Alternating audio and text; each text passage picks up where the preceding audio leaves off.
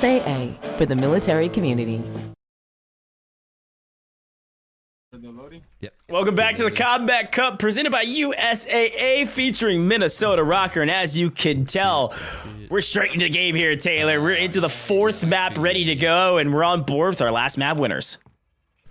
Yep, last map winners, and they did a wonderful job doing so. Huskerrs and Co. See what they're going to be able to do here in game number 4, which they have been highly consistent as far as I'm concerned, despite them not breaking in, or just now breaking into top 10. I feel like their end game is kind of what's been, you know, suffering a bit, but last game they hit it right on the head, and they did a wonderful job. Their communication seems to be on point. Cryo is a perfect complement, it seems, to Huskerrs, and I love that. There are some teams we've been watching throughout, right, the 4 games that we've, or at least the 3 complete games we've seen, where one, you know, influencer, maybe like Aydan, for example, leads the charge. He's the one who's the spearhead. He's pushing forward. Cryo and Huskerrs, it seems like they both kind of carry the burden, and they're not scared to split up a little bit and hold their own ground. Yeah, clear comms seemingly did well for them last map. Now, looking back at our leaderboard, and again, I believe our leaderboard link, our leaderboard kind of extension here and everything with the efuse.gg is all working again, so you can go take a look at it, exclamation point leaderboard. You know, obviously we're in game here, Taylor, but I was looking back at the leaderboard as it currently stands, and Navy Charlie is actually at the top by 0.9 points over RØKKR Regiment Alpha. So close. That Shifty squad is that Navy Charlie team, right? And we haven't seen Baby Chaps and Shifty in the top 5, at least not on main stage, in the last 3 maps. So obviously they're doing something right when it comes to the kills department. I'd be curious to see what their POV looks like, because they're seemingly slaying out early and not worrying too much about this multiplier. So, I mean, again, to give a little history lesson to Shifty, right? Shifty is a guy who won the World Series of Warzone Global Finals. The first ever Global Finals we had, the first ever true competitive Warzone land that we had, which is, at least on a global stage, truly magnificent, an incredible player himself. And then Shifty is a guy who also, before going to Global Finals, when we had the Lions versus Drake, another arena production that was on the Call of Duty channel, we had, you know, Shifty, or excuse me, Biffle, Shifty, and Sage, they were playing as a trio. They won 4 out of the 5 weeks, and even ridiculous. On the 5th week they got second place. Yeah, it was ridiculous. They won 4 out of the 5 weeks. They even on the 5th week where they get second place, I mean, that's second place, and then they win the bonus game. Okay, so they made like $50,000. It's absolutely nutty. So there's no better person, as far as I'm concerned, in this entire lobby than Shifty, who understands Vondel. I mean, whether it be Resurgence or here just traditional BR, something about Shifty, he just knows Warzone, and he's one of the best in the world. So for him to be in first place, I'm not that surprised. I don't think anybody should be. Yeah, great breakdown on the history of Shifty. There's so much storylines there, a lot that we've shared and a lot we will share. But speaking of rated on main stage, right, one half of the Cheddar Brothers, Hangdog in trouble, already gone down. You've got a bounty nearby, and it is the other half of the Cheddar Brothers. It's Aydan over here, and I think Rated might get a free pick on top. Yeah, no problem. I appreciate that, observers. We'll find it. Grabbed an easy elimination up top. The second, not so much, though. That is Ready, which is Aydan's teammate. So doesn't grab his bounty, but at least grabbed one kind of answering back for his buddy Hangdog here to kind of even up the tally. So it'd be an Aydan versus Rated fight. Rated, obviously, with a slight advantage here because, well, can buy back his teammate, but also has that bounty up. So you've got a little bit of information on where Aydan is at. And I think at this point, you kind of just wait, let your teammate get his loot back, get your weapons, get your money, get your resources up, and then move on your merry way. And make it very clear, Rated does not want to lose to Aydan. Aydan doesn't want to lose to Rated. Okay, so this is a little bit personal. You know, it's very competitive. It looks like, though, that that contract is going to end very shortly. The bounty is just about over and it's been averted. So there you go. A little bit of money being earned there. And Aydan and Rated at this point in time, well, they're going to have to go their separate ways until they meet once again. Now, Aydan has a lot of players around him. And notice, Rated is, or excuse me, Ready is also back in, but only for a short period of time as he's going to drop down, but he's just on the other rooftop. Now, Aydan might go for the res, but now you might be running into a 1v2, and who knows who you're going to be going against. A ton of cash that Aydan's able to find and farm along the way, which is always a huge boon if your teammates do go down to get a quick buyback. Here we go, though, in trouble. This is Shifty's perspective first time here on main stage, but they're at the top, and again, This is such a fun convo because Shifty has really turned himself into one of the best IGLs in the game. Many people didn't refer to him as an IGL coming up through Warzone's history. He was kind of one of those heavy-hitting slayers that kind of followed orders and did his job, just smacking lobbies around, sometimes maybe played a bit too aggressive, right? And when he joined up with the likes of Biffle and Sage for the World Series of Warzone, they were like, we need an IGL, and we need it to be you. And he said, yes, sir, let's make it happen. They end up winning World Series of Warzone by over 70 points. I mean, it, really has kind of cemented himself as one of the best IGLs in the game. Even if just that one experience proves it, it doesn't matter. It's enough to prove it, to win in such dominating fashion on land. So, and like you said, so much experience in Vondel, a ton of cash earned in Vondel, and is going to be IGLing here for Boobang, and they've got a great shot to win this whole thing, hearkening to the leaderboard. They're up by 0.9 points, seemingly everything going smooth. You hear no sense of urgency in those comms. It's all calm, cool, and collected. But speaking of not calm, cool, collected, I wouldn't be if I was in the gulag right now against Empathy. This guy's different. Now in trouble a little bit against Sully here, Taylor. Should win it, maybe with the cook grenade. No, just a bullet. That was Sully, who was going against representing Army Bravo. So Army Bravo at this point in time might have to take a bit of a back seat. And one thing that I do notice, they are not within the top 10, unfortunately. So they're going to have to step it up a bit if they want to find success. Back on board with Shifty. Shifty finds a player. Just casually just floating down. Shifty's going to take advantage of it, but can't get the finish, surprisingly, and just barely gets the drop and immediately into a second engagement. And Shifty's movement is so powerful. He is taking on the entire lobby, including Rated. Now, I said it before, one of the best IGLs in the game. It doesn't change his slay out potential. Rated goes down. Hangdog goes down. Rated goes down again. Shifty goes crazy and starts shooting bodies. Unreal. The history of Shifty and Rated is a fun one. A lot of trash talk has exchanged hands there, and Shifty has, always been proving kind of his name. Has been proving his name for years now.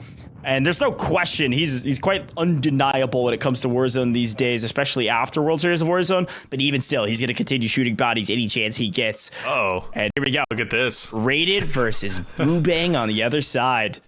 Chance for some revenge, yeah.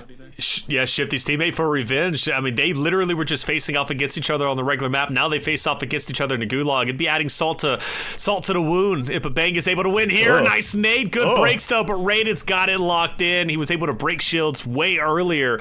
So now Rated, he's got a decision to make. Where does he go? Does he go back for revenge on Shifty? I think a loadout drop is a smarter option. That's probably where he's heading. Brother, we're trying to make the money. You don't go where Shifty is. Like, that's just simple I'm thinking ego here. That's just simple laws of Warzone, though. You don't go back to where Shifty's at, especially full health, full resources, ready to rock and roll, and you're trying to stabilize? No chance. Quick buyback, though, here from Unrational, back on your screen. Good to see Unrational in this tournament. He did come in as a sub for this event, so if you did see him during the draft, don't be too surprised. Playing with Breakaway here. Now, I was looking back at this leaderboard as we have a slight moment of a break here as these players are preparing for this next circle, Taylor.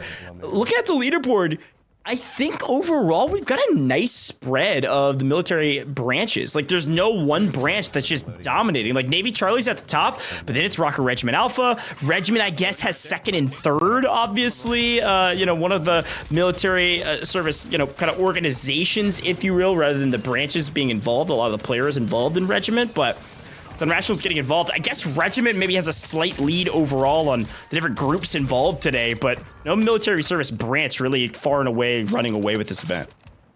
I will say, though, I'm very surprised I don't see Space Force up there, because Space Force is so dominant in Code Bowl, and today they're kind of falling a bit flat. No disrespect, of course, but it's like you do have a really talented duo, and that's Rated, who we've been seeing quite a bit with Hangdog. So Rated, a talented player, Hangdog, an incredible player, and they don't find themselves in top 10, but that just comes to show you how competitive it is. And I think the key breakaway for me, and who I'm really genuinely surprised for and impressed with, is Marines. Marines go to Code Bowl and they don't perform well, not only in Code Bowl 2022 but 2023, but in the Combat Cup they are dominating. They've got 3 of their 5 teams who are currently within top 10. Shout out to the Marines. You boys are performing well today.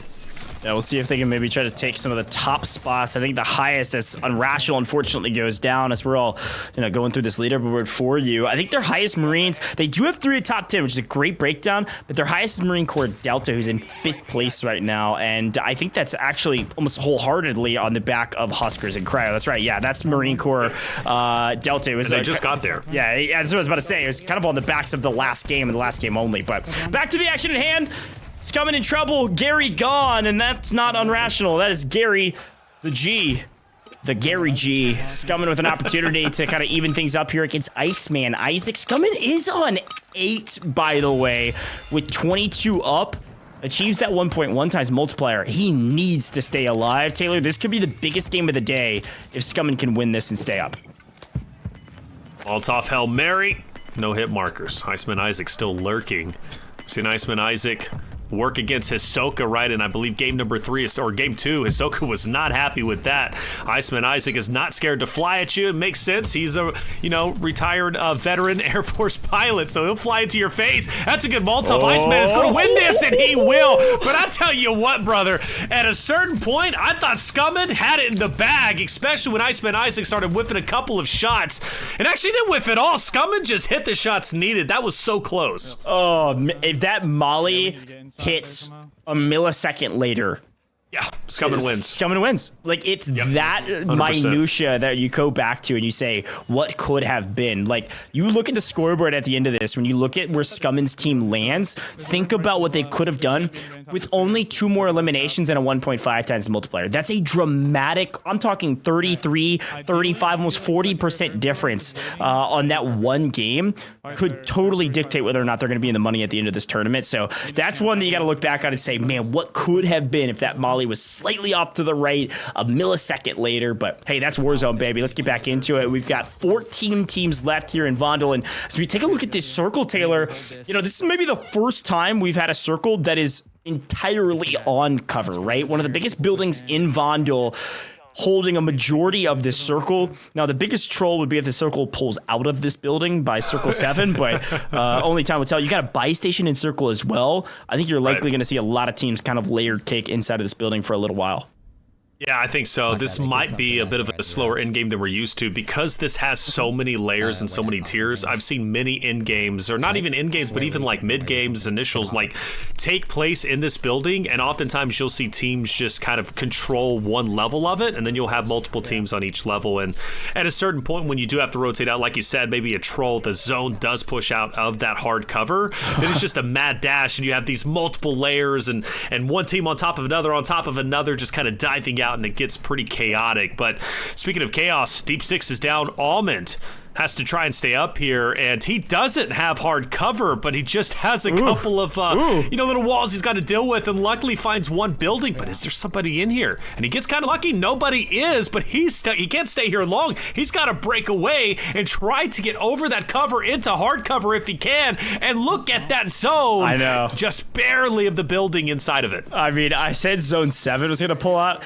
They almost hit me with the elbow zone and go Zone 6 completely out of the building. I mean, ridiculous for the players inside. They're going to have to get into a fight here shortly. This is actually exactly what Almond wants, though. He's got a sliver of cover here inside of zone. There's probably 4 to 5, no, more than that. Probably 7 teams coming out of that building right now about to fight. Total of 10 teams down from 15 just a second ago. Now down to 8. There they go. 1, 2, 3 down. 8 teams left and a ton of solos to boot.